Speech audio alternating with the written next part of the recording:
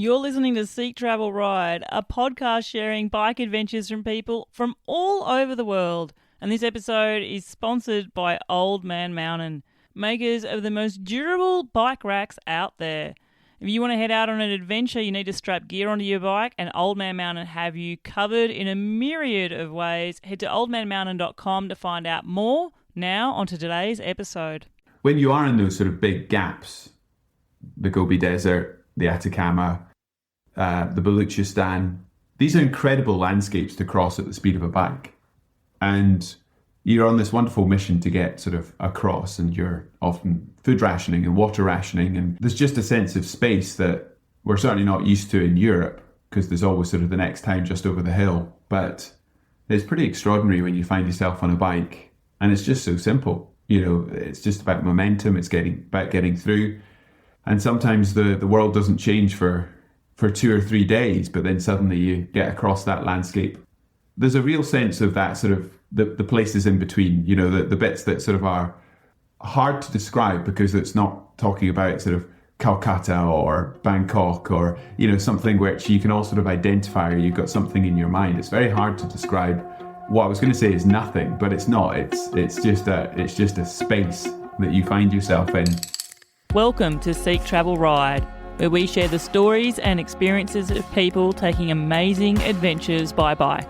Whether it's crossing state borders, mountain ranges, countries or continents, we want to share that spirit of adventuring on two wheels with our listeners.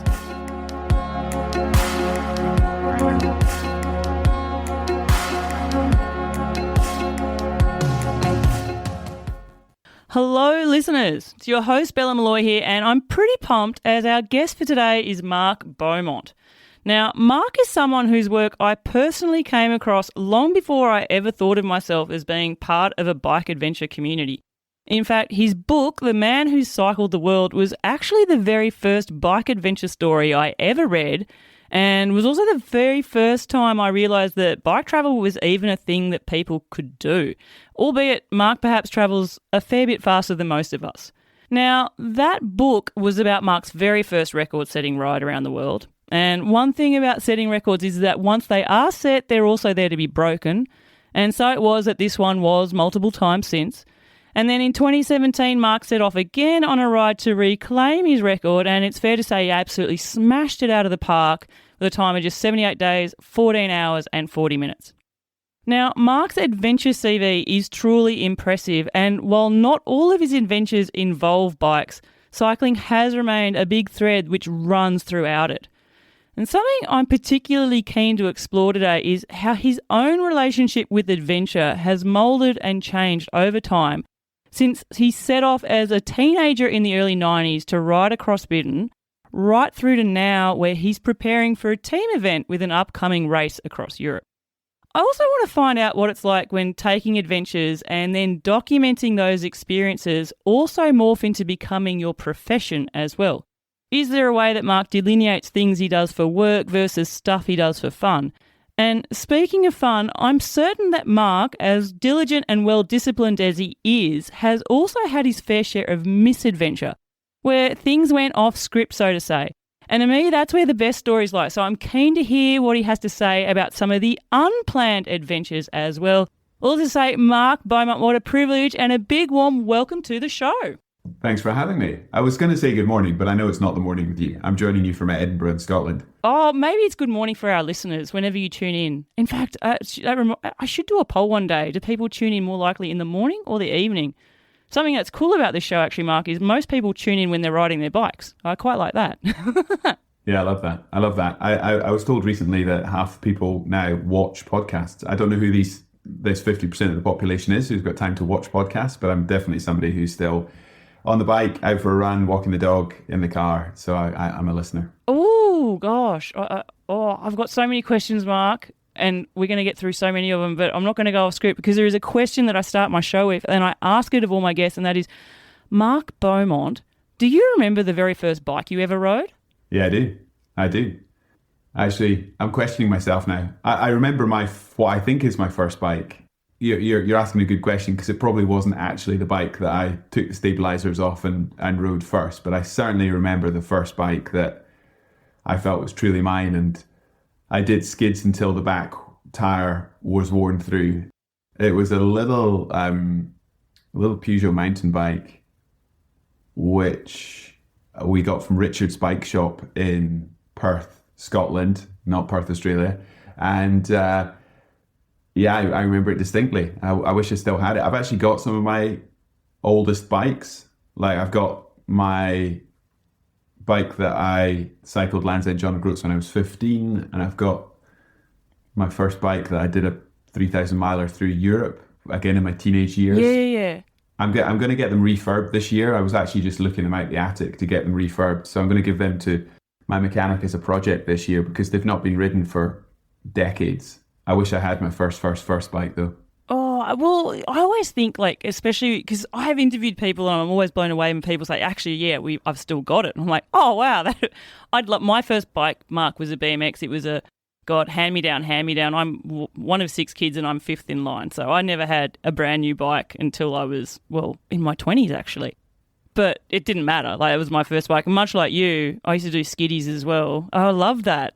I love that thought.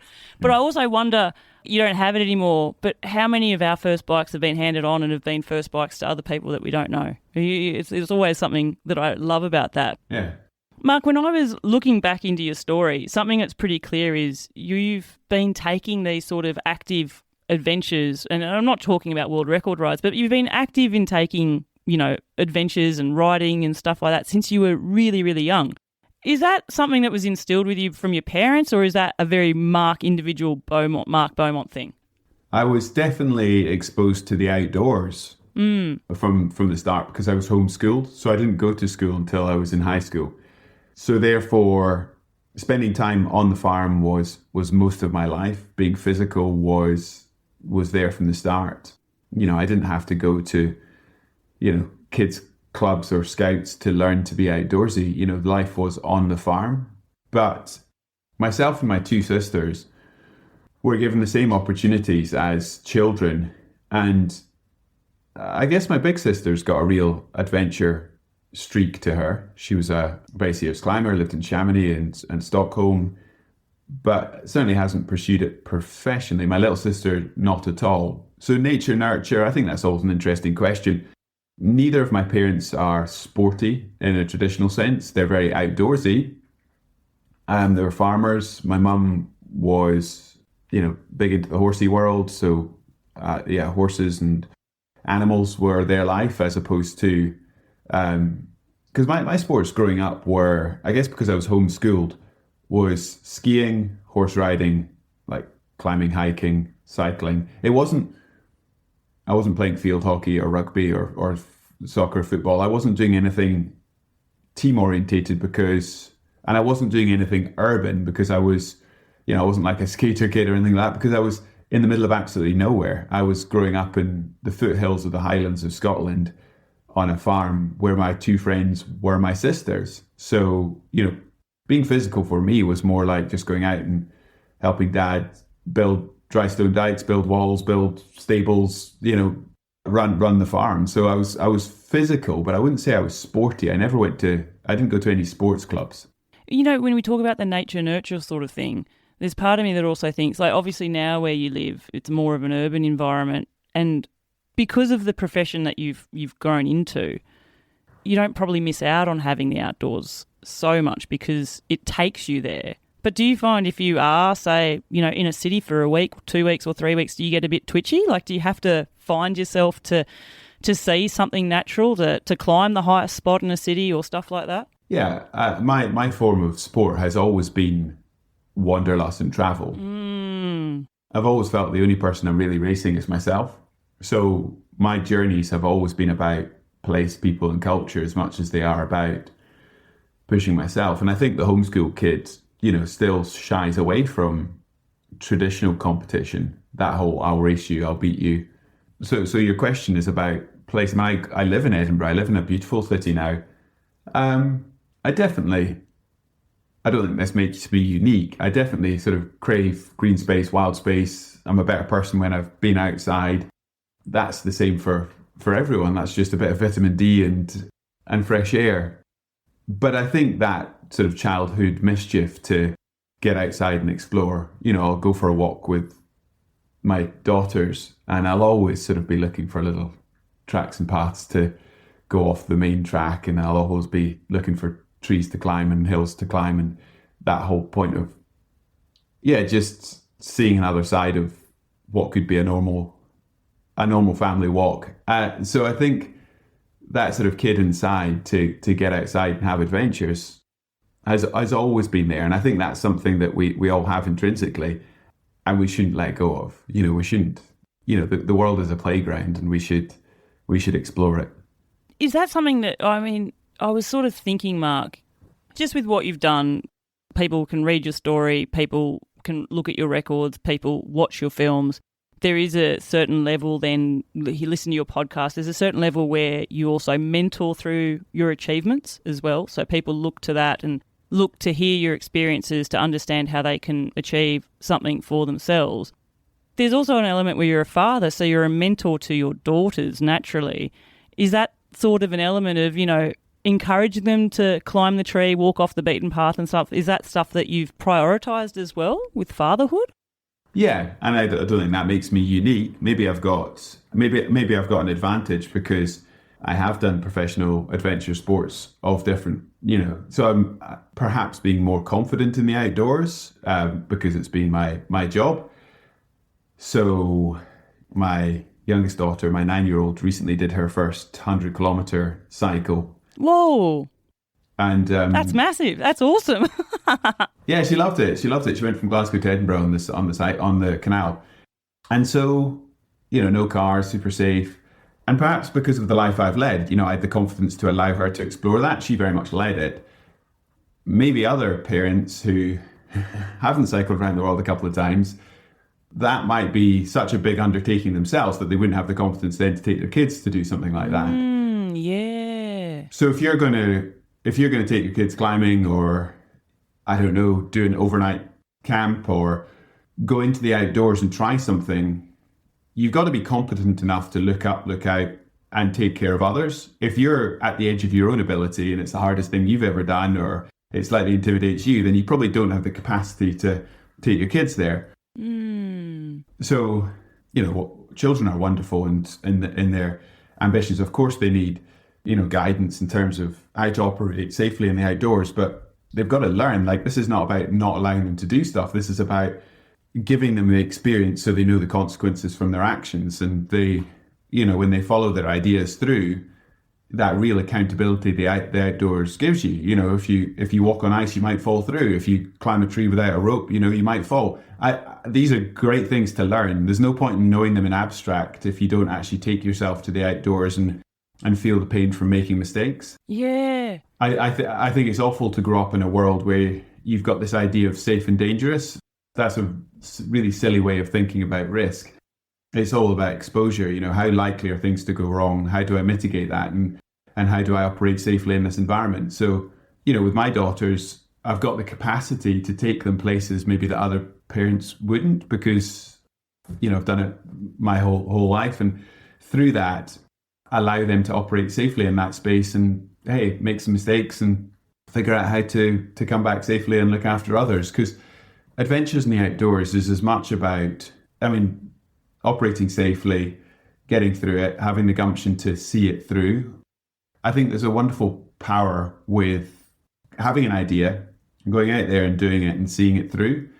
And clearly operating safely in that environment is first and foremost. But the next most important thing is see it through. If you're doing like an overnight camp or, running your first half marathon or whatever it is, everyone wants the result. Everyone wants the photographs. But do you actually have the quiet confidence to see it through?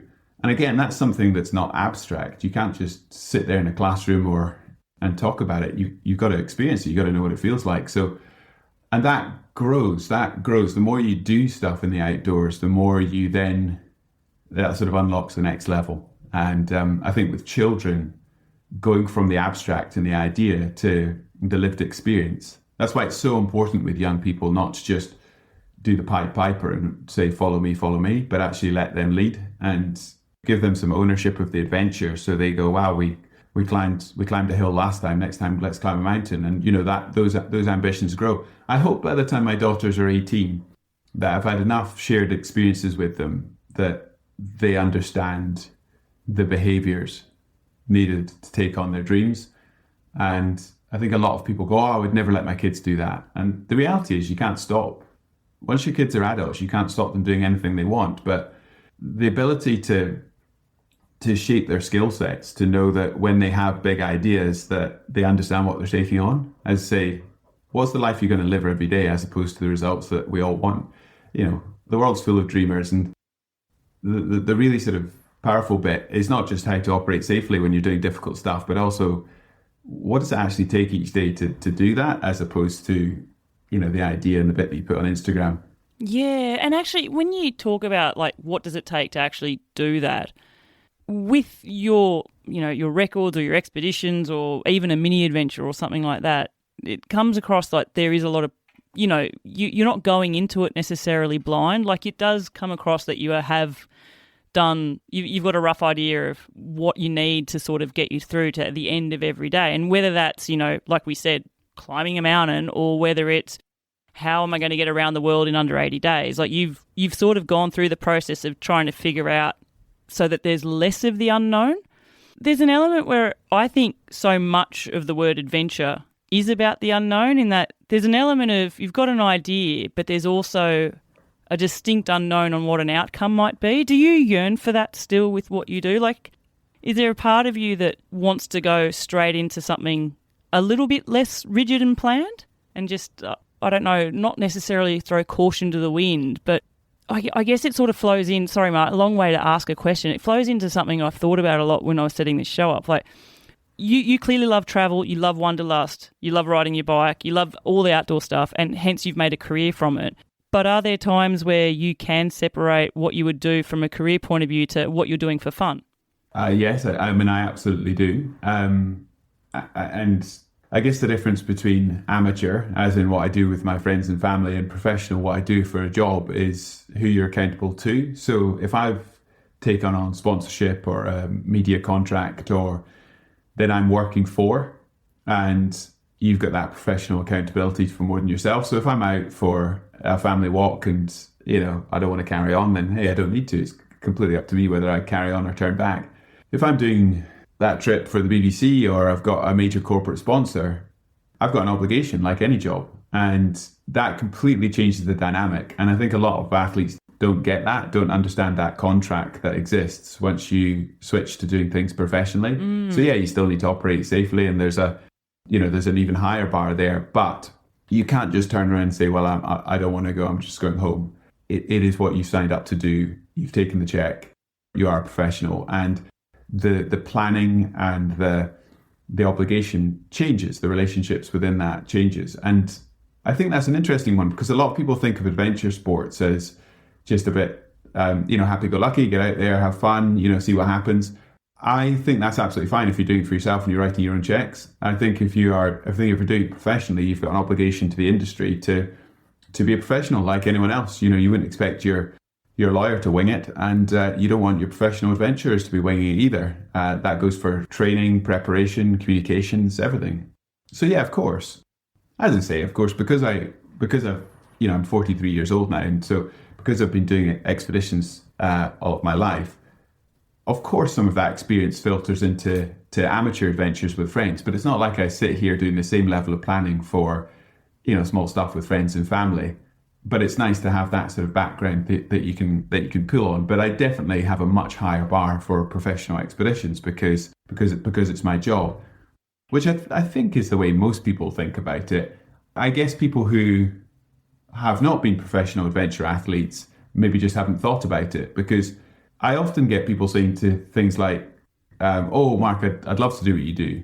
Or, lucky you've never had to get a job, or, it just looks like, it just looks, yeah.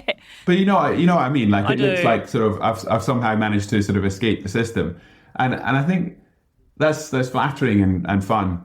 But, after writing 6 books and tens of documentaries and a career of expeditions, this is a job, and I love it, and it's incredibly hard work. And quite wide-ranging and entrepreneurial, but it's definitely a job. And, I live by my choices. Nobody else has told me to do this. It's not like I sit here and say, oh, yeah, I'm stuck in the grind. It's great and I love it, but that doesn't mean it's easy.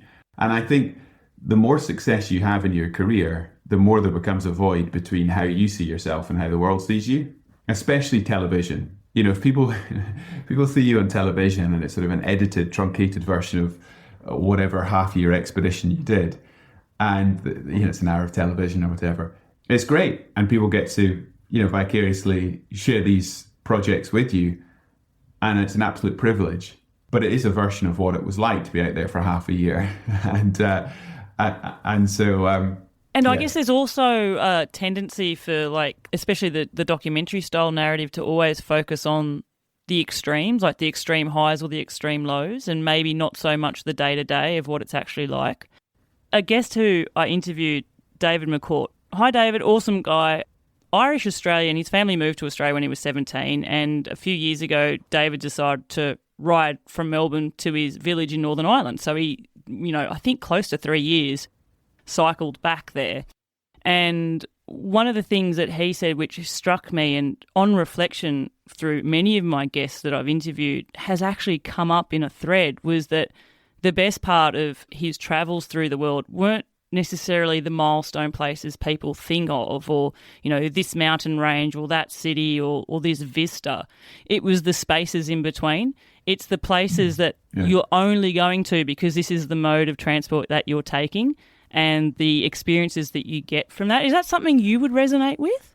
Yeah, definitely. And I mean, what he's speaking about is this idea that most people, when they travel, they go to a place and they compare it to home. You fly somewhere, you get the train somewhere, and everything is about the differences and occasionally the similarities, but you're comparing two places, here and there. The wonderful thing about human-powered travel, and cycling's unique insofar as, the range that you've got to cover a lot, as opposed to walking or horseback or something else. You really get to see how one thing becomes the next. Geography, culture, language, cuisine. And that's extraordinary insofar as, people think about, if you think about, say, cycling from Australia to Northern Ireland, I've done a version of that a couple of times, cycling UK to the other side of the planet. And it's really easy when you talk about it to talk about it like a dot to dot on the map. You go to, first time around the world, went through Iran, Pakistan, India, Southeast Asia, across Australia, up New Zealand, it rolls off the tongue. Second time went through Europe, Russia, Mongolia, China, across the Nullarbor again. But my point being that it doesn't really do justice to the bits that you really remember, which is those incredible expanses. And when you are in those sort of big gaps, the Gobi Desert, the Atacama, the Baluchistan, these are incredible landscapes to cross at the speed of a bike. And you're on this wonderful mission to get sort of across, and you're often food rationing and water rationing. And there's just a sense of space that we're certainly not used to in Europe, because there's always sort of the next town just over the hill. But it's pretty extraordinary when you find yourself on a bike, and it's just so simple. It's just about momentum. It's about getting through. And sometimes the world doesn't change for 2 or 3 days, but then suddenly you get across that landscape. There's a real sense of that sort of the places in between, the bits that sort of are hard to describe because it's not talking about sort of Calcutta or Bangkok or, something which you can all sort of identify, or you've got something in your mind. It's very hard to describe. What I was going to say is nothing, but it's not. It's just a space that you find yourself in. And is it a feeling of where you're somewhere where you feel quite small in that space too? Like you sort of feel the enormity of the space that you're in? Yeah, definitely. Yeah, extraordinary landscapes. The second time I cycled around the planet, around the world in 80 days, I had a team with me. So a sense of space is not just about geography and landscape, it's also about company. Yeah. So you experience the space very differently, whether you're on your own or you're with people. But even when I had a support team around me and a race team to smash the record, fully supported, I was still riding through every sunrise and every sunset for 2.5 months. You're still on your bike for 16 hours a day, every day for 78 days. And therefore, there's still an incredible sense of space in terms of, the world around you, but a space in terms of time as well. That was 1,100 hours time traveling, and you got to think your way through the task. Hey listeners, this episode is sponsored by Old Man Mountain, and I wanted to take a little time out to tell you about my experience of using their hemlock bags with flip cages on a recent bikepacking mini adventure I took. The flip cages themselves are cargo cages. I use them on the front forks of my mountain bike. And the hemlock bags are designed for those specific cages.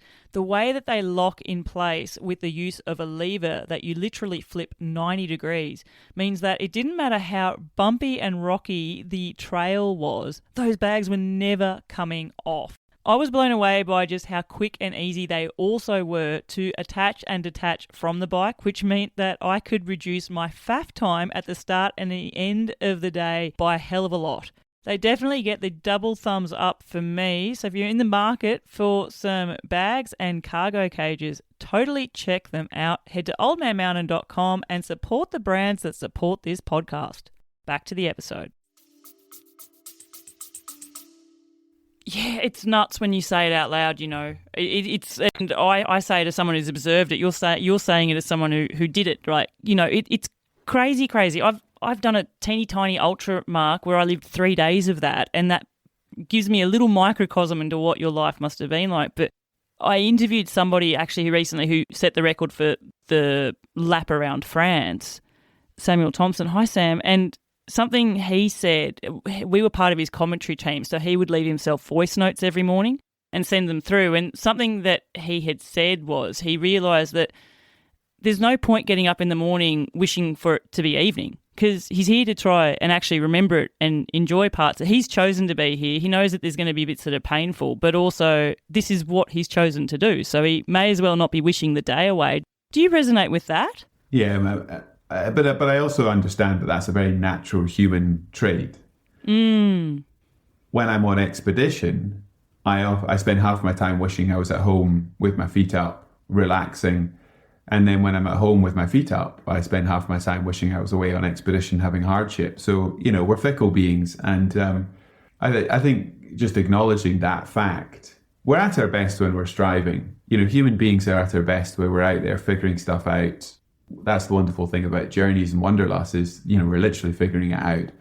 I've never been that drawn to being an Ironman or a marathoner or, something which is a traditional event, as hard as that might be, it's over in a short period of time. I like the journey element. But I think acknowledging that even though we often plan our lives around these big adventures and travels, when we're out there, we're counting down to the finish, which is such an odd thing to do, given the fact that we've put time, money and so much else into making it happen. But that's okay. And that point that was made about accountability is like nobody's told you to be there. You've decided to be there. Yeah.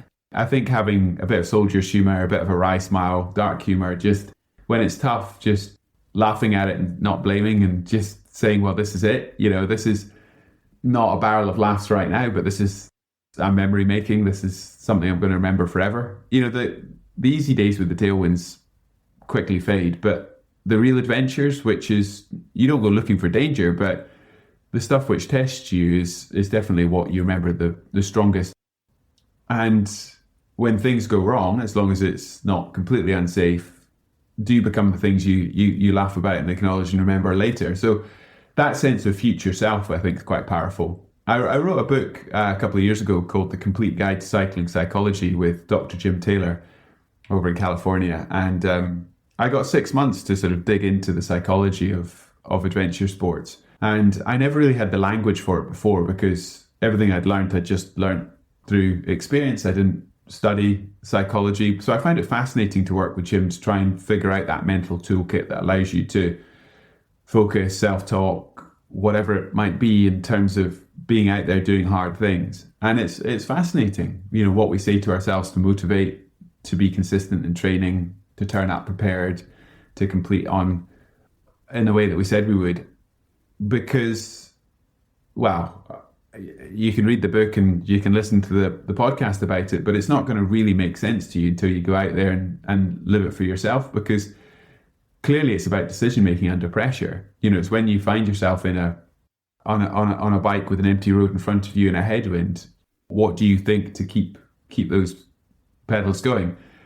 And I think that's fascinating, because it's really about strength. It's really about physicality. You know, it's normally about character. It's normally about your thoughts. If something is short enough to sort of be over in a few days, then you can be very fixated on the finish. But if you're doing something like I've often done, where you're out there for weeks, months, then it can be quite demotivating to be focusing on the finish. When you're in the middle of Australia and you set off from Paris in France and, you know, things are going badly, focusing on Paris is not that motivating. Actually, that was something that I remember from your very first book. In fact, can I just say, here it is. Maybe one day I'll get you to sign it. A younger, hairier me. I have to say quickly, Mark, listen, you can't see this. I'm holding my book up. Now, I'm in Australia at the moment, Mark, but I actually, 6 months of the year, I live in a tiny little French village in France, in the Pyrenees. And when we were back here, we went, and so we packed a lot of our stuff up. And just this weekend, we went through all the books that we had packed away. And when we moved, we did a massive cull. And I said to say, it'll be interesting to see what I didn't cull. And your book made the keeper pile. So you should be proud of that. But also, I do remember it was something like when you had finished, you'd sort of said you'd never actually thought about it, because every single day of that ride, you'd only just focused on that 100 miles on that day. And so is it the case, like, if to think of the huge thing ahead of you, it's too big, you've just got to eat the elephant one bite at a time sort of mentality as well? Yeah, so, I mean, the first time around the world, the book that you're holding up, that I cycled the world, that was my first big expedition. And I almost wish that I could go back and experience an adventure like that again, because the first time you do an expedition like that, not just as the world changed, but I've changed. The more you know, the harder it is to be surprised. And how did I think about that first time? It's almost, so I went back and did the audiobook for The Man Who Cycled the World about 5 years ago. So that was a good, I can't remember, 12, 15 years after I'd written it. And it was like I was reading somebody else's story. There was so much that I'd forgotten, but also I just see the world very differently now based on what I've done. And there's something wonderfully wide-eyed and naive about that book. It really is a coming-of-age adventure. It's leaving university, setting out, not knowing that this could be a career, and going and riding 100 miles a day for half a year. And as much as I was trying to break a record, it's as much about what happened off the bike than on the bike. Where's my next meal? Where am I going to sleep? How am I going to get by? Yeah, am I sleeping in like a culvert, under a road, or those sort of things? So to answer your question, I think now I've probably got more certainty of that sort of story arc than, because it was such a step into the unknown for me. I believed I could do it, but I'd never done anything quite like it before. And so this idea in the book that I'm just riding the road in front of me and 100 miles a day will eventually be 18,000 miles is incredibly powerful. But I think now I've probably got a far greater sort of ownership and certainty of the result than I would back then, when I was just like, I've done some decent rides, but this is, just on a different scale. Does it fall a bit to what I said earlier, Mark, where to me, like, adventure there's an element of unknown in it? And so the unknown on that first trip around the world, there was a lot more unknown than maybe now with all the years of experience. And it's not just experience, but it's also the fact that those early expeditions, so the Around the World, the Length of the Americas, the follow-on from that was called The Man Who Cycled the Americas. It was a BBC One documentary series, even through to the Africa World Record, carried to Cape Town, 10,000 kilometres, and others. These are still unsupported expeditions where, even though I'm trying to go at a decent pace, I really am self-reliant. Yeah. Whereas after Africa, so after 2015, I went into a period of my career which was much more about performance. And you could sort of see that coming with the Africa record, where I'm on a carbon Di2 setup. I'm a lot racier. And really from that point on through till 22, 23, I was fully supported at racing. It was no longer about culture, people, and place. It was just about numbers. And I went into a chapter in my career where I really felt I was just putting all my cards on the table and trying to figure out what's possible. Yeah. Which is a very different mindset. Even though you might be going to the same places, you've got a very different intent. Yeah. People always criticize. They say, wow, this is the right way, this is the wrong way. You should be supported, you should be unsupported, you should be going for a record, you should be not going for a record. There's no wrong way to ride a bike. There's no wrong way to ride a bike. As long as you're telling the truth about what you did, that just get out there and ride. Whatever is your truth, your adventure, do it. Tell your story authentically. That's the way to think about bike riding. People have got such fixed views on what's the right way and what's the wrong way. But at different points in my career, I've had a very different focus. Sometimes it's about being, clearly you've always got to be an athlete to the point you've got to be able to complete the task. But I look back at the first time I cycled around the world and that looks like kindergarten. It looks pretty amateur compared to the stuff I would do now. And I love it. I make no apologies for it. You got to start somewhere. At the time, I thought it was, world record breaking and wonderful. It was just, a kid out of university. Do you know what the awesome part of that is, though, Mark? And I will say that again, I don't want to be too fangirly here, but I have interviewed a fair few bike travellers now. The podcast turns 3 in a couple of weeks. And I had someone, Paul Edkins, and he ended up riding London to Cape Town. And he told me during our session, it was reading your book, but reading it, not just the fact that, wow, you could travel on a bike, but also he could relate to you because he read it thinking, oh, this guy's doing something extraordinary, but every now and then maybe he's making a mistake or something, or I can do that, or, Yeah. So there's a relatability to different elements of it as well. I think, when you said there's no right or wrong way, do you know what I think? I agree with that in terms of riding and what people want to strive for. I do wish that Guinness delineated their types of records for around the world. I wish there was a supported category and an unsupported category because I feel like there's just two different elements to that and both are extreme and both take different levels of dedication. To me, when you're self-supported, there are just so many different elements. Like you're thinking, where am I sleeping? Where am I pitching my tent? Where am I buying food? When you've got a support team there around you, you've done so much and there's a different focus as well. Do you agree with that? Not completely. I think if you were to delineate between supported and unsupported, it would probably be for WUCA, the World Ultra Cycling Association, rather than Guinness World Record, because Guinness World Records, bless them, have the difficult task of adjudicating hundreds of thousands of records, from how many balloons can you pop with your nose to cycling around the planet. I'm being silly to make a point, but they're trying to be the governing body for everything, and they're ultimately trying to adjudicate how fast can you cycle a bike around the planet in a similar way to how fast could you sail around the world, and that's very clear. Is it non-stop? Are you stopping, in the sailing world? Yeah. They're not.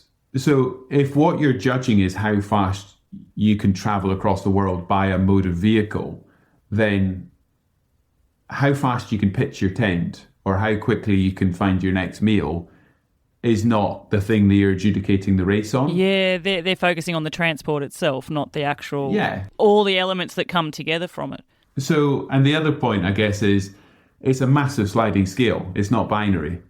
So what is supported and what's unsupported? Well, clearly what I did the second time around the world is fully supported. I employed 40 people over 2.5 years. I had 8 to 10 people on the road at any one time. It was a fully supported professional race. The first time was at the other end of the scale, was absolutely unsupported. But was it? I sent myself packages down the roads, spare tires, kit. I had people meeting me to do bits of photography on the road. Leah Wilcock, certainly had the same. Hers is a really good example of, is that supported or is that unsupported? She'll tell you it's unsupported because she was on her own and rode every mile and figured it out. But, you know, she had a partner with her for a lot of the ride.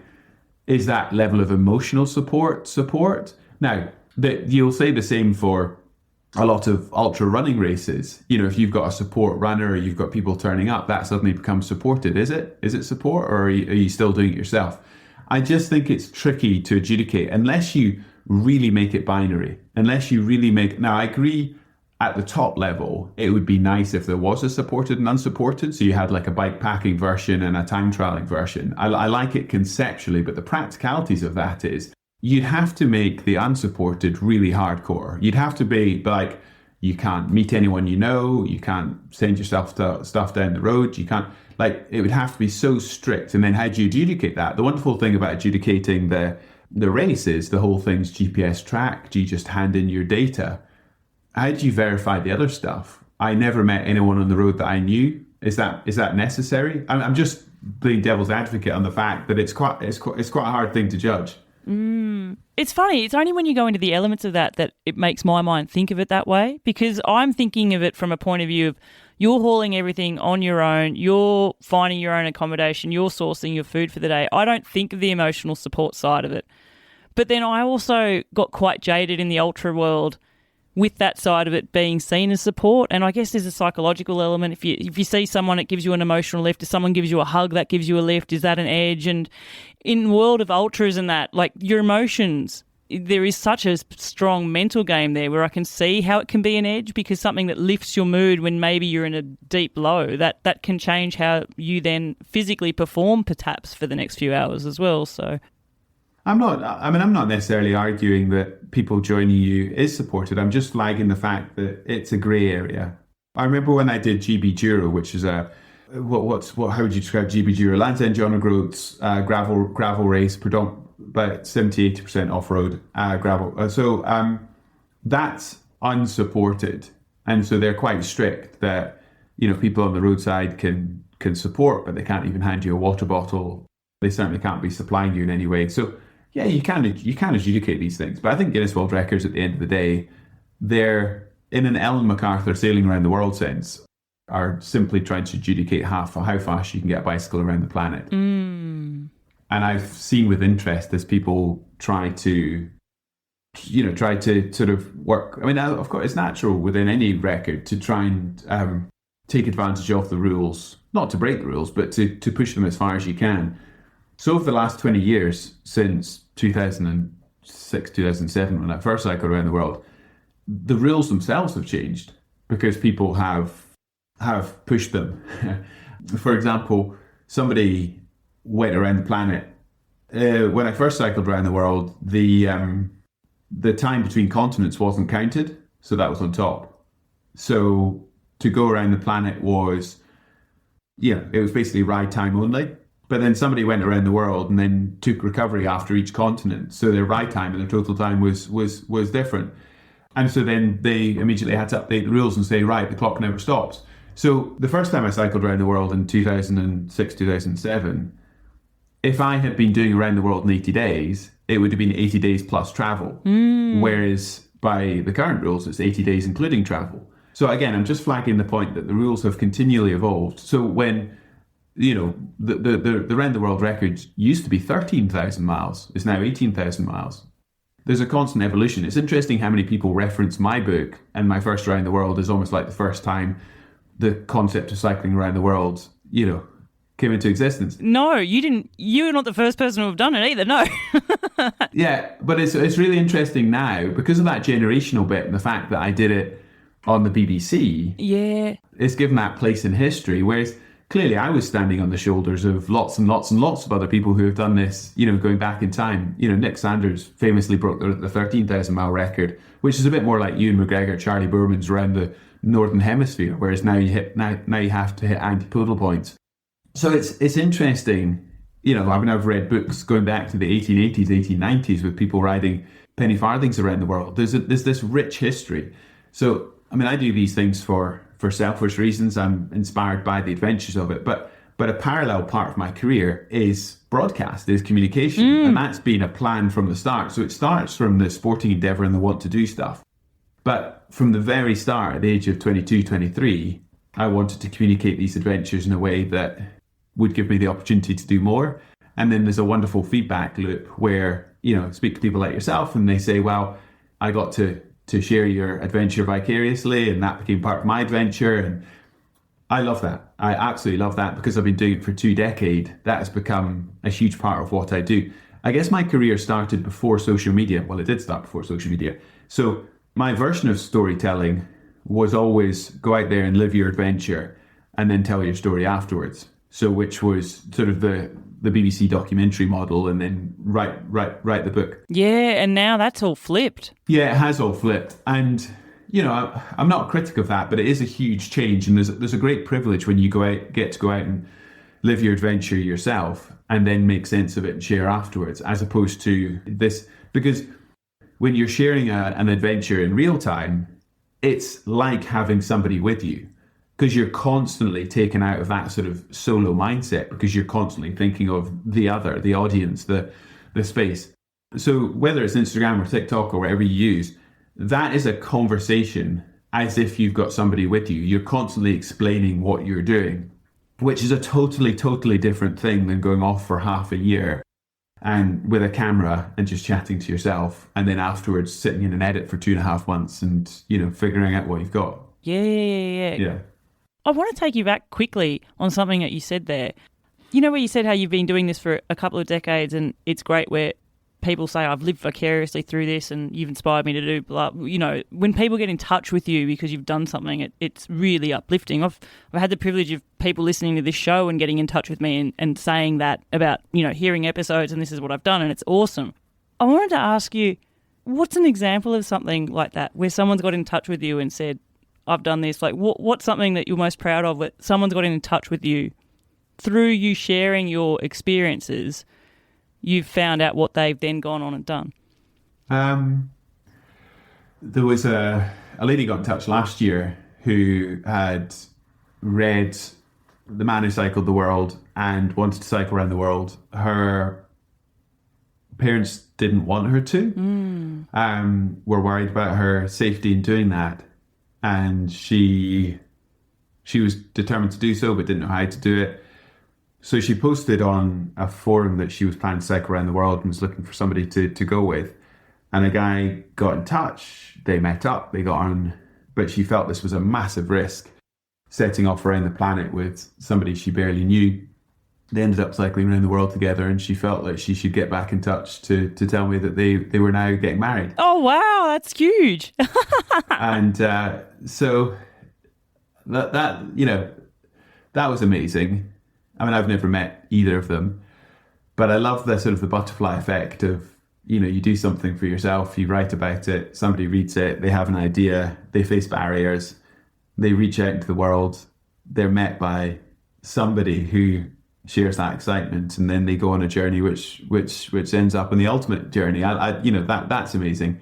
But it's amazing how often people get in touch and say, I'm not a coach, I'm not telling people how to do what they do. But it's amazing how often people get in touch and say, listening to, your adventures gave me the quiet confidence to do something. And it's something that they wanted to do anyway. They just hadn't prioritized their life to do. So I'd say I'm not sitting there telling people how to push their FTP or how to travel through Sudan safely. I'm just, living my truth and sharing it in a way. And maybe the point you made before about somebody having read the book, there's no big words in there. I guess I speak the way I talk, the way I write, the way I film. I try not to overcomplicate it and just be honest, talk about the good days, the bad days. It's relatable. I think that's why though, Mark, because it's relatable. Like you tell a story that's relatable. I think that's the thing. I think to me, I've read the book. In fact, I've had the people who try to tell the most dangerous and try to tell me I did this was all the superlatives, and I'm not necessarily interested in that part. Like, it is the spaces in between, it's the mundane, it's how you get through the 10th day of couscous or whatever, it's those sort of things that more people can relate to, that they want to read, I think. Whereas, the whole gotcha moment or the like we were talking before, like in TV, you have to highlight the highest of highs and the lowest of lows. But how much of your journey, especially in the first journey, was actually in the middle there? I mean, maybe it wasn't. I've not cycled the planet, so I don't. Maybe you do spend a lot more of your time than you'd like in the extremes, like in the highs and the lows. No, I think that's right, and maybe that's what can get missed in social media. Because you are just trying to capture everything in a reel, which is about, the sensational. In the first 3 seconds and hold the attention and Yeah. Yeah, it's interesting because before we started recording, you commented on the fact that I just posted some photographs from a run that I did 2 days ago. And it was just a photograph of the moon. It was 3. There's 3 overlaid, and it's beautiful, listeners. I don't know if you'll be able to see it because I think it was on your story, so it'll be long gone. But it was beautiful. It was the wolf moon, the first moon of the new year. And by the way, happy birthday, by the way, which is only just a few days ago too, right? Yeah, New Year's Day. So I was just out for a run. I'm doing a lot of running at the moment, and I sort of did those in the northern hemisphere. Still getting dark around 4 p.m. So just did a run that went from daytime into dark along the Firth of Forth, along the water, and just watched the moon rising over the horizon. It was just stunning. And you don't need to put a caption to that. I dislike that Instagram try and put everything to music. Not everything needs to be to music. No. Just post a picture. And that's not going to get a gazillion views, but that's kind of not the point, is it? No, I dislike, my algorithm, obviously, Mark, is tilted towards adventure travel. And I often joke, I think I get to speak to the 0.1% of people because it normalises these type of conversations, which, the stuff that you do is awesome and other people could do it. But let's face it, 0.1% are probably doing it right. The ones that I don't like are this is day 207 of my ride from here to here, or this is day 130. And it's sort of like people have locked themselves into doing what you were saying, where they have to tell, they've got someone in effect that they're narrating to every single day. It's sort of drawing you out of that moment. You know how earlier on you were saying how there was a point in your career where you can, and it was, I think you said it was from the Africa trip where you really started focusing more on the numbers and the pushing it and the physical pursuit side. Has that stayed with you? Do you find yourself now sort of slowly, like, do you love looking at the numbers? Do you love adventures where the numbers don't mean a thing? Have you shaken that off? Yeah, I think so. After the Round the World in 80 Days, that was my Everest. I mean, I was inspired in 2005 when Ellen MacArthur sailed around the planet, and 2 years later I did the bike version. And then I kind of ended that chapter of my career in 2017 by going around the world again in less than 80 days. And, that record will be broken. It's not been broken yet. I think there's 3 people jostling to break it in the coming years. It'll be amazing to see. I mean, by the time you've held a record for 10 years, that's enough. It'd be great to see who takes that next level. Oh my gosh, I've just done this whole thing. You know how when we get older, time goes faster? Oh my gosh, it's nearly 10 years ago. Whoa. Yeah, no, exactly. That's crazy. Exactly. So I mean, my point being that I always knew that would be my Everest in terms of it's the world. I was trying to go as fast as I could. I knew it wouldn't be the most fun bike ride I'd ever done, and it wasn't. But it was amazing to prove that. And then there was a load of stuff I did after that, which was shorter, but really all about time trialing and going fast. So trying to break the Race Across America record, North Coast 500 record, a bunch of stuff like that. In 2022, I'd kind of done it. When you've done that sort of really hardcore time trialing and really push the numbers and you're just riding by power, there does come a point where it's amazing to figure out what you can do physically. Yep. But are you discovering anything new? And after breaking the North Coast 500 record, I thought, okay, right, let's just bring some more adventure back into it. I don't really feel like I've got much else to prove to myself in that sort of just go silly fast time trial space. I mean, the North Coast 500, for people who aren't from the UK, is a 500-mile route around the top of Scotland. It's 516 miles. And I sat on 270 watts, normalized power, for 28 and a half hours, 28 hours, 34 minutes. I was off the bike for 16 minutes total during the race. And, once I'd done that and I trained for a whole season for it, what are you going to do? Go back and do it a minute faster? You know, it was amazing to have done that, but, you know, I kind of ticked that box properly. And I like being fit enough now that I can turn my hands to lots of different adventures. But I don't feel like that 1%, 5%, whatever you call it, you've got to be training 25 hours a week for. It's a big dedication of time from the other things in your life to be able to be in the space to do that, right? Now, when it's your job, like there's part of it where it's your profession, so there is that, but it's still, it's a huge, and we make time for these things too, but it is a big time commitment. Yeah, I'm off in a couple of weeks to do an expedition in Chile, to be able to turn my hands to stuff that's mountaineering, running, you know, lots of different sports. But also, frankly, I can be fit enough to do most stuff, but not have to be away at the weekend doing 8-hour training rides away from my daughters. If I was to then step up and try and break some of those records again, you know, I'd be back on a full-time training schedule. And I'm 43 now. Do I need to? Do I want to?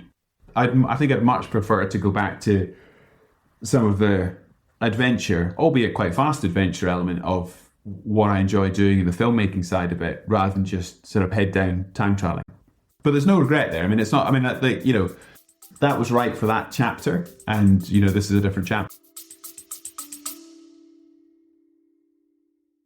Listeners, if you absolutely love this podcast and you love tuning into the stories that I bring to you each and every week, you can help me and support the show by heading to buymeacoffee.com/seek travel ride. Shout me a few virtual coffees and keep this podcast rolling. Back to the episode. Can I ask, have you had like senses of, how do I say it? Well, I guess, you know, with the 2 world records, round the world records, because you've done different records as well, but with those 2 records, with the second time, it was so different. It was a different focus. But were there also some moments of nostalgia that would come back? Like, I know that you took slightly different routes, but there were places where you rode the same roads. Were there times randomly where you were like, oh, I remember this, or it flooded back memories from 10 years previously? I think there were definitely points which I remember vividly, most noticeably Australia, because Australia was the first point I got to in the world, which was the same road. Yeah. Well, there's not many that cross that way. Yeah, Perth across to Brizzy and across the Nullarbor. But, I mean, nostalgia makes it sound wonderfully rosy-tinted. I mean, it was fun to be back on the road, but I can't describe how different it is. Yeah.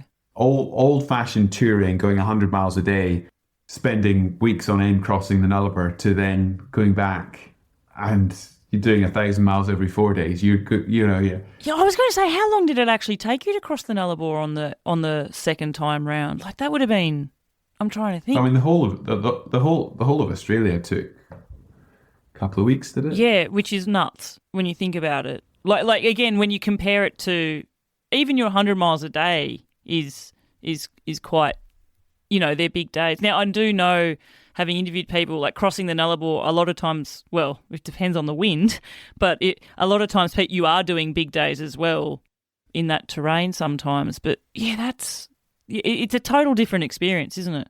Yeah, and also the fact that second time around the world, I was in winter. I was going to say, what was the season that you were in?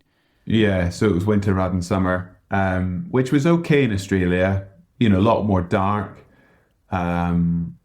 But, you know, the real bite came when I hit New Zealand. I mean, the South Island of New Zealand.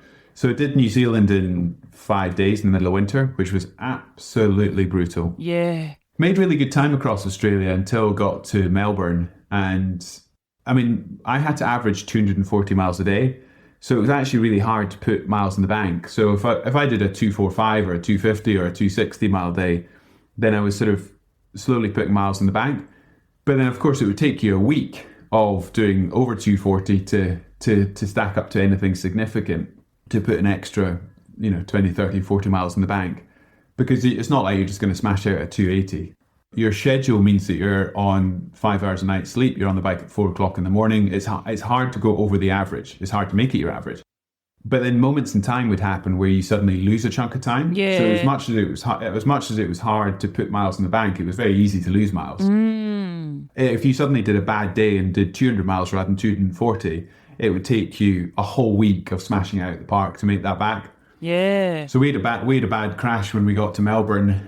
A driver drove into the back of one of our RVs and wrote off both vehicles, and yeah, it was a serious crash, and we lost a quarter of the day. So Australia was hard insofar as we'd sort of had an amazing ride across Western Australia and across the Nullarbor, thought we were putting miles in the bank, and we were sort of quarter day up on target, and then lost it all and ended up in this massive race in the last few days to get up to Brisbane to fly out. And if I'd missed that flight, the knock-on effect once you go up New Zealand, the Picton ferry, and then flying out of Auckland, it was all about the flight and ferry scheduling.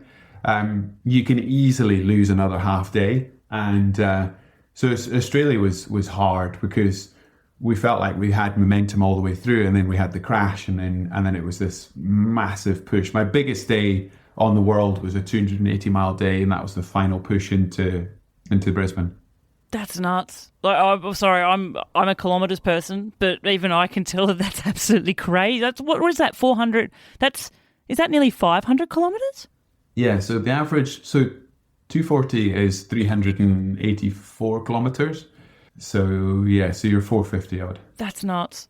Yeah. Do you ever look back? I mean, I guess you're not surprised with what you did because you trained for it, right? Yeah.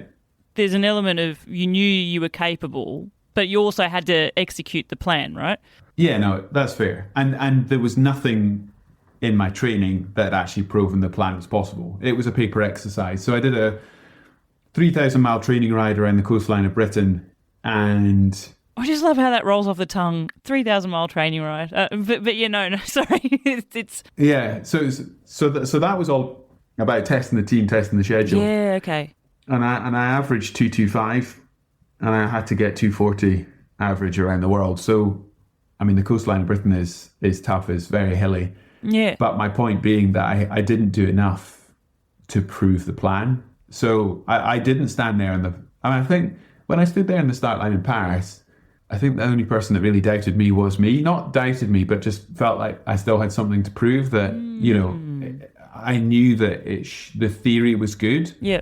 The plan was good, but we'd never actually done it. We'd never delivered it. So, I mean, being on the start line, it's funny now because after the event, everyone's like, oh, we knew we'd do it. But that's not the case. You can go back and read the news articles in 2017 with people going, this will be fun to watch. Let's see how far he goes. Let's see how he fails.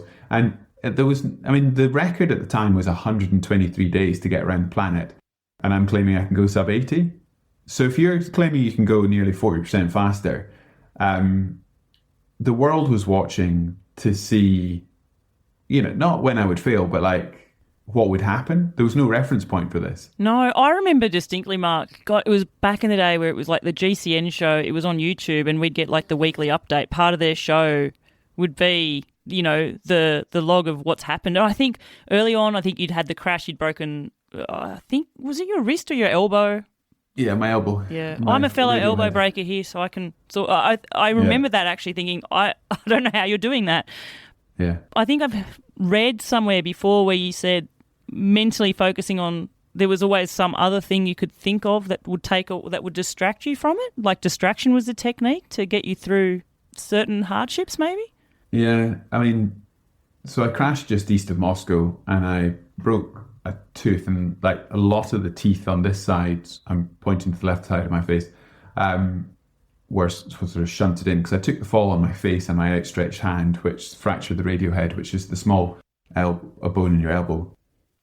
And everything until that point, the first 7 days through Europe to Moscow, had been going brilliantly. So I felt like I had momentum on my side. It was a brilliant start, and then bang. And you're immediately in that sort of fight mode. Do you give up? If you give up, even if you go to hospital or the dentist, you can wave goodbye to the 80-day dream. So I had to keep going. So distraction tactics, I mean, there's a lot of painkillers, a lot of strapping, a lot of fear of failure. People think it's all about motivation by success, but at that point, 7 days into a 80-day race, just riding the road in front of me and just getting through. Russia was such hard riding. The trucks, the traffic, the conditions were so brutal anyway, not helped by having the pain from a fractured elbow. And your teeth, like I keep thinking, like your mouth would hurt too, right? And like eat, like maybe, yeah. Yeah, trying to shovel 8,000 calories a day down. You were saying, so early in, and it isn't, because it was also such a long lead up building up to it, and all the prep and the preparation and the work that went in before it too. Like it was early into the actual leaving Paris, but yeah. Your feet were the big issue there too, like from a pain point, like the pain in your feet as well from... Were they like pressure sores or...? Yeah, I'd learned quite a lot from Africa, actually. Africa, I got real pressure sores under my cleats. I don't think that's a common thing. I think my feet often suffer, so I think that's a me thing rather than a general bit of cycling advice. So yeah, I had shoes that were half a size larger when my feet swelled up. I had, quite extensive, insoles, custom insoles made for exactly that reason. So no, I'm very aware that when I'm doing ultra runs or ultra cycles, my feet suffer. If I put dress shoes on and walk around London for half a day, my feet are in bits. So I think I'm like that if I put heels on. Stuff that. Yeah, I think I've just got weak feet. So I just need to manage it.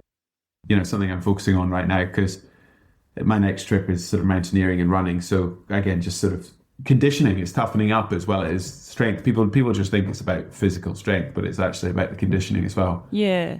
At the start of the show, Mark, we were talking how you were saying how travel and wanderlust are your real passions.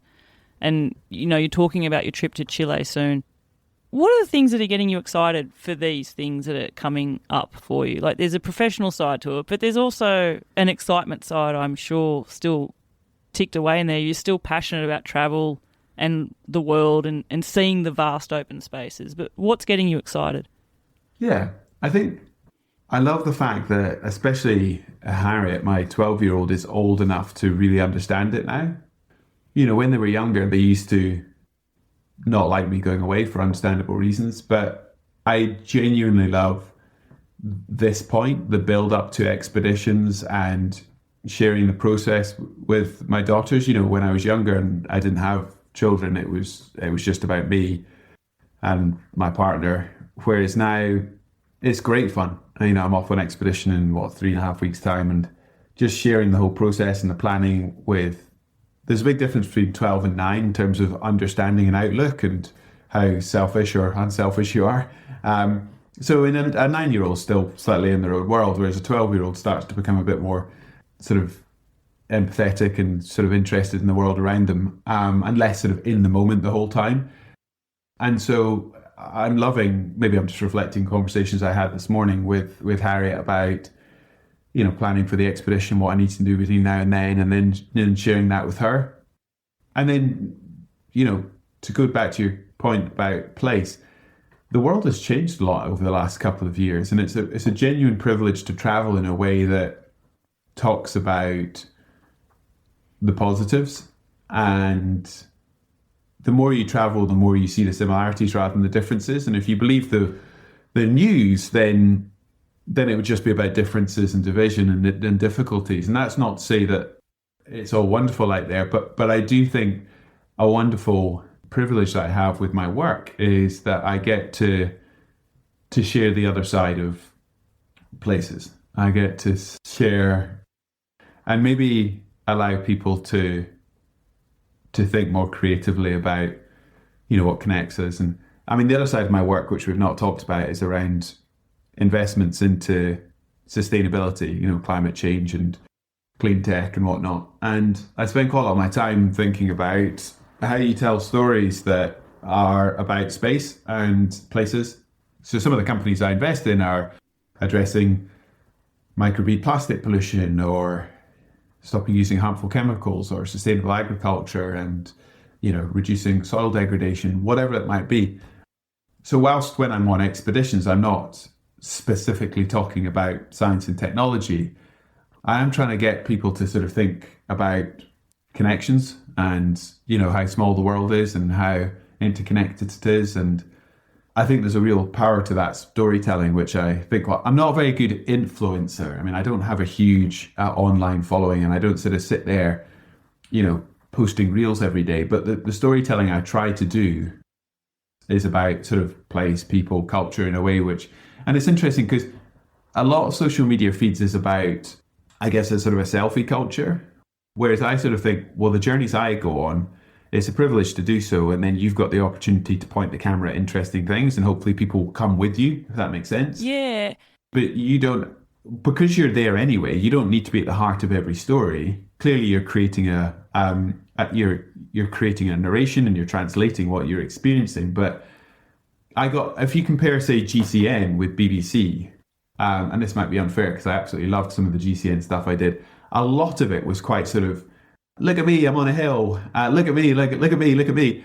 And I always tried to sort of gently push back on that slightly, going, well, I'd like to do some of the more traditional observational documentary where, yeah, occasionally you get to sort of point out it's a nice sunrise and what the rest of it. But ultimately, you use the fact that you're in these extraordinary places that so few people get to go to tell a story that's sort of one or two layers deeper or more interesting than just the ta-da. And that's what I try to do, and that's what I enjoy doing when it comes to the expeditions. Do you think it's also a case that you've travelled to places where, when you're talking about the investment side of your profession and also the investment side, looking at from an environmental point of view and those sort of investments, and is it also because you actually have had the privilege to travel to see where that's the sort of stuff that we need to be addressing in the world as well? Because that's something, and it's funny, Mark, when I think of it, I've spoken about it a hell of a lot more offline with previous guests than actually in episodes, but it's something that a lot of guests are really struck with profoundly. A, the extreme sense of privilege that we're gifted to be able to travelling, what you said straight up, and B, that sort of like wrestling with the idea of our world and looking after our world, and how do we look after our world when you go somewhere and you're faced with rivers of plastic pollution in certain places and stuff like that. Do you think it's your experiences seeing it for yourself that's led you down that path? It's very easy with a question like that just to say yes. No, sorry. but no. I'm just trying to pause and think. The answer is yes, with the caveat that my childhood, I think, already gave me that sort of intrinsic interest. Yeah, okay. Like from the homeschooling background and on the farm? Yeah, I mean, I grew up on a small organics farm, homeschooled, homeopathy. The whole thing was quite alternative in a wonderful way. And I wouldn't necessarily make exactly the same choices. I've not made the same choices with my children, but I think that sort of connection to land and sustainability was there from the absolute start, especially through, my mum. I think a lot of people find climate change and global issues hugely challenging to think about because it's systems thinking. It's beyond, how do you connect the micro to the macro? How do you actually affect things which are outside of your... So people struggle with that. What difference is me doing something making in the grand scheme of things and that type of stuff? Yeah. Yeah, and governments and big corporates have a lot to answer for because they've made it about sort of individual decisions, whereas a lot of these things are about systems. And you cannot, without suitable structures and incentives, just sort of say, well, it's your problem to the lowest common denominator, which is households and individuals. It is about personal choices and responsibilities, but it's also about creating the right systems to be able to, whether that's, taxation or legislation around, use of X, Y, and Z chemicals or plastics or whatever it is. So there's that, what can I affect? What can I do? And I think that's where we are at the start of 2026 with a lot of people sort of going, well, I know there's a problem, but it's very hard outside of my own household or the community I'm a part of to know what I can do about it. And a lot of it's pretty abstract. It's quite hard to get your head around. I went to the emergency briefing down at Westminster just before, in December there. And, the science is real. The things that we need to do in the next 10 years are huge. I guess the fact that I've been through the high Arctic, been to the high mountains, been across the Atlantic, seen and filmed, the low-lying Pacific Islands, of course it gives me a lived experience, which is different from reading it. Even if people do read relevant publications, which they probably don't. More people will read, the Daily Mail than National Geographic. But even if you do read and understand, and then there's the bridge to, well, what can I do? And understanding and worrying is not. And I guess my privilege is having lifted it off the page and actually been to these places and actually made films about how our climate is changing, sometimes for good, but worryingly sometimes for bad. And to put my money where my mouth is and actually start to invest in science and technology and to start to think about some of these systems where, I'd like to look back in 20 years' time and say, well, I didn't just put a camera on these things. I didn't just sort of tell the story, but I also put a spotlight on some of the innovators and creators who were being relevant to the problems. And use that sort of convening power to bring together people who are wanting to do something about it but can't do stuff themselves. Yeah, and who need a collective to be able to do the things they want to, like, okay, yeah. So my opportunity is not to be, my opportunity is convening power. It's convening power through the media that I create, but it's also convening power through then having the credibility to be able to say, well, I guess creating the interest, the supply, whether that is of skill sets or capital, with the demand, which is, the innovation, the creators, those who don't have the profile in the network. I can sit in the middle and I can join those two ecosystems, which is what I do with a lot of my time. Yeah, help to be a conduit sort of link there. Yeah, and I do that in my own way. I've backed 18 companies so far. They're all trying to do interesting things in the sustainability space. And I say most people listening to this podcast will just want to know about riding bicycles. But actually, do you know what I'm really proud of? It's not the case. Like, actually, most of us want to know about the human interest stories that lay behind the adventures. So, no, I'm going to put that out there. And like, my podcast quite proudly doesn't ever really talk about power numbers or equipment or stuff like that at all. It's this type of stuff we get into. So, yeah. People think it's very different, but I kind of feel like it's the same thing. It's storytelling with a purpose. It's interest in the planet, and whether that's cycling around it or sustainable agriculture. For me, it's all part of the same narrative. I think the important part of it, in a way, sort of linking back to what we were talking about with your book, is it's relatable because it comes from a genuine place as well. Like, it's not storytelling with a false or a faux sort of for show element to it. There's a genuineness there, and I think that's what people connect to as well. I think that last thing you said is fundamentally important. There's a lot of people out there doing podcasts and talking about things, but are you doing it? Yeah. Are you doing it? And I think the authenticity for me is like, whether it's the physical journeys or the investment journeys, I'm doing it myself. I'm not asking anyone to do anything I wouldn't do myself. And I think, that's where you are in trust. And again, that's where the credibility lies with it too, as well. Oh my gosh, I'm going to pivot, and it feels like a harsh pivot because, I challenge myself, Mark, to try and find some questions that maybe you've never been asked before.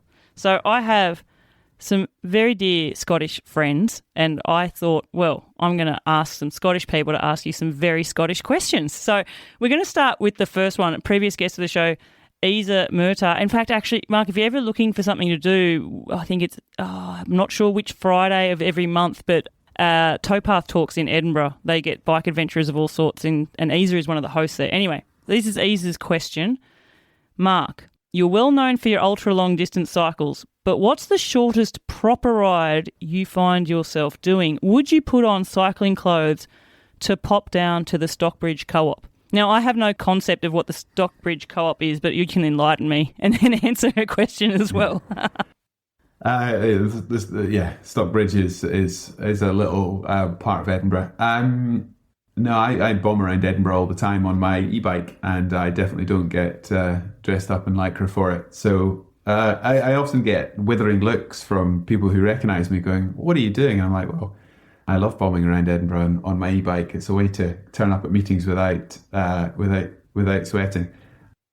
So I'm often seen darting around Edinburgh in my jeans, not looking like a a sporty cyclist, for sure.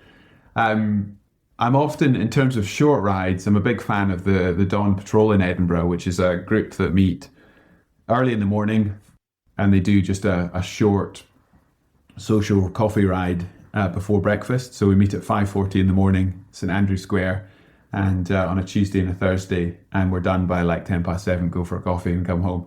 So this time of year there is no dawn. It's called the Dawn Patrol. Oh, that's sad.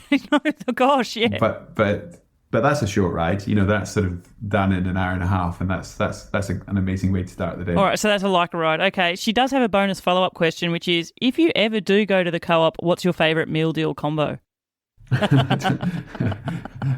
I don't have one. I'm not going to answer that because I simply don't have one. I'm not a huge fan of like packaged sandwiches and wraps and whatnot. I don't like ultra high processed food. So unless I absolutely have to, I tend to avoid anything that comes in plastic packaging. You're going to really love one of the next two questions. These are the final two questions. So one is from my great friend Alison. Hi, Alison. Week.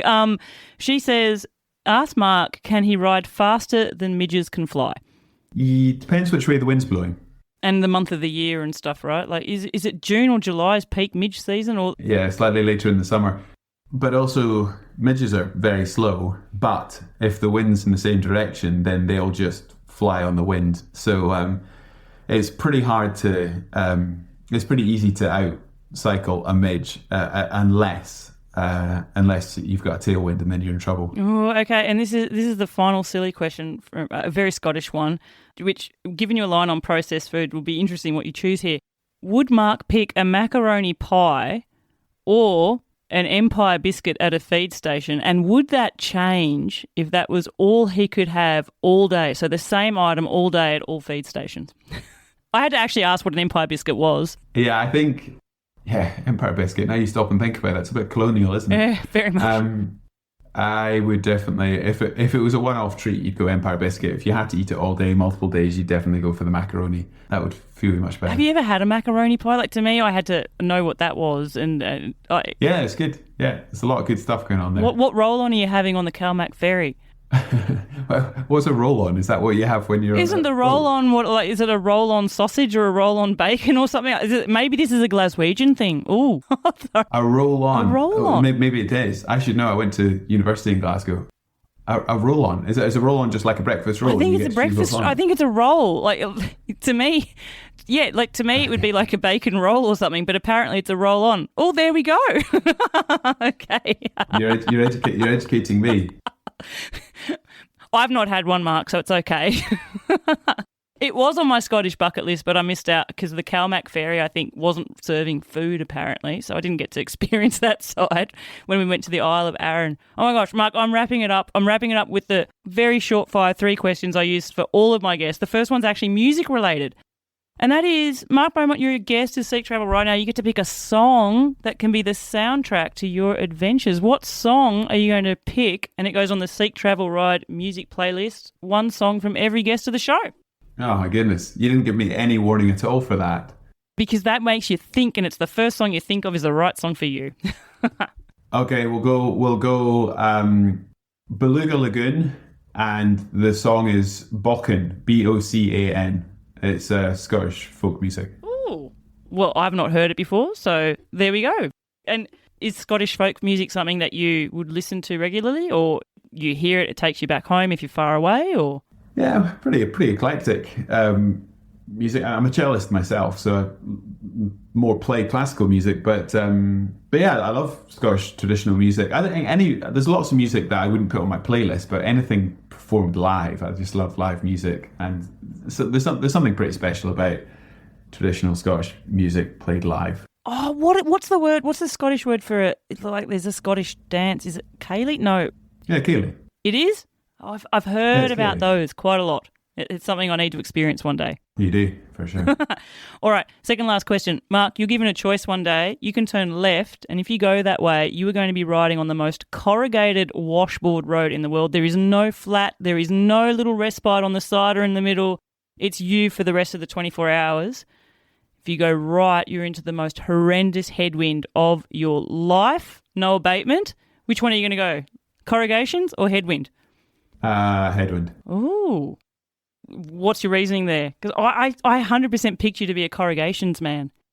I mean, headwinds are horrible for obvious reasons, but if you've actually ridden on washboard roads like through Patagonia, I think you'd understand like 10 minutes on that is pretty soul destroying. So I would choose a smooth road in a headwind. You can think your way through that, but yeah, corrugated roads, they're worse. Horrible. I was going to say, when you mentioned corrugations in Patagonia, Patagonia has the reputation for the worst headwinds as well. So God forbid, riders, if you ever have both. Yeah, and I have at the same time, which is pretty awful. Where was the worst? But where was the place that comes to mind when you think of that? Like Route 3 down from Trelew, which is like that Welsh town heading down towards Patagonia. There's just some pretty endless horizons down there, because people think of Patagonia as the mountains and the glaciers, but of course there's huge sections which are just the pampas, the flat ranch land, and there's proper places in between there, proper nowhere. Yeah, but actually, just even you saying places in between, your eyes have just lit up. That's what you're yearning for. Which, last question, Mark, I want you to finish this sentence for me, and the sentence is, the best thing about taking a bike adventure is? It's freedom. It's simple as that. Yeah, freedom. I've got to say, freedom is the thing that comes up the most. And actually, the very first question of the show, can you tell me about the first bike you ever ride? The amount of people that say it gave them that feeling of freedom when they're a kid, and that's what they remember. And I often think it's amazing to me as a host to think that often the first thing we think of when we learn to ride a bike is that feeling of feeling free. And often the thing that people talk about that they love about taking a bike adventure is, again, that feeling of feeling free. Of freedom. Mark Beaumont, what an absolute dead set pleasure it's been for me to chat with you. Hopefully ask you a few questions you've never been asked before. I scratch my head quite a lot trying to think of them, but I love just hearing your honest reflections. We spoke about it a few times, just your genuine way of being a storyteller and telling your place in how it's been for you. Sometimes it's just about the reality of, this is my profession, and of course I'm just going to buck up and get through the hard days. Other times it's, actually, I wish I pined to go back to the first trip where it was just brand new all the time. It's been awesome, a real privilege. I'm looking forward to hopefully seeing random stories on your Instagram feed with no captions of just beautiful moments. And who knows, maybe one day I'll meet you in real life and I'll get you to sign my book. For sure. It's been an absolute pleasure. Thank you so much for sharing your stories and experiences here on the podcast for Seek Travel Ride. I've loved it. Thanks for having me on. There you go, listeners. That was Mark Beaumont himself, multi-world record holder, and I hope that you enjoyed the adventures that he took us on there. I really loved where that conversation went. As I mentioned it probably a few times in the show, and to Mark himself offline before we press record, knowing that you're interviewing someone who has been interviewed many, many times before can be quite challenging. And there are elements where you do want to ask the questions that obviously they've been asked before, but it's really refreshing to be able to get onto other topics. And at the very end of the show there, talking about Mark's work in the investment space, where he's acting as that conduit, that connector between people who are looking at ways that they can genuinely make their difference, but maybe don't have the backing to do so. And how it's his travels and his experiences in the world that have led him to realise that being able to use his very public persona and his influences with the media and his connections in this manner is what's going to get the best value out of that as well. I really enjoyed that. I also really enjoyed just hearing about the wanderlust that he has to travel to those spaces in between, those big, vast landscapes where the endless horizon is ahead of you. And also to get a better understanding of the mindset of what it takes to do the hard endurance stuff, and how it's not necessarily the hard endurance stuff that he's leaning into now. Something else that came quite strongly there through the pod as well was also how he is nurturing his daughters through leading their own adventures as well and letting them take their path. And I can also understand that as his daughters get older, their excitement and understanding in what Mark is doing is sort of giving him a little bit of an extra lift too. So there you go. That's the man who cycled around the planet multiple times, really. Thank you so much, Mark. Listeners, if you are enjoying this episode of Seek Travel Ride, like many other episodes, and you enjoy hearing the stories of people taking amazing adventures and you want to support the show, the easiest way to do so is to buy me a coffee. Simply head to buymeacoffee.com/Seek Travel Ride. Buy me some virtual coffees and let me know what is it that you love about the podcast and where will your next bike adventure be taking you. And until the next episode, I'm Bella Malloy. Thanks for listening.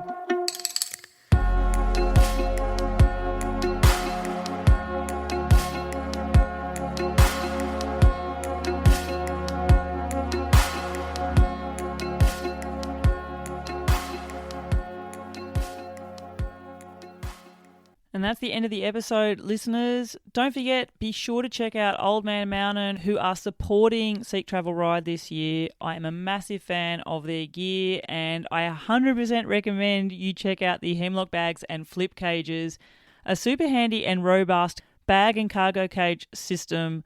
I love them, and I'm sure you will too. Head to oldmanmountain.com and support the brands that support this podcast.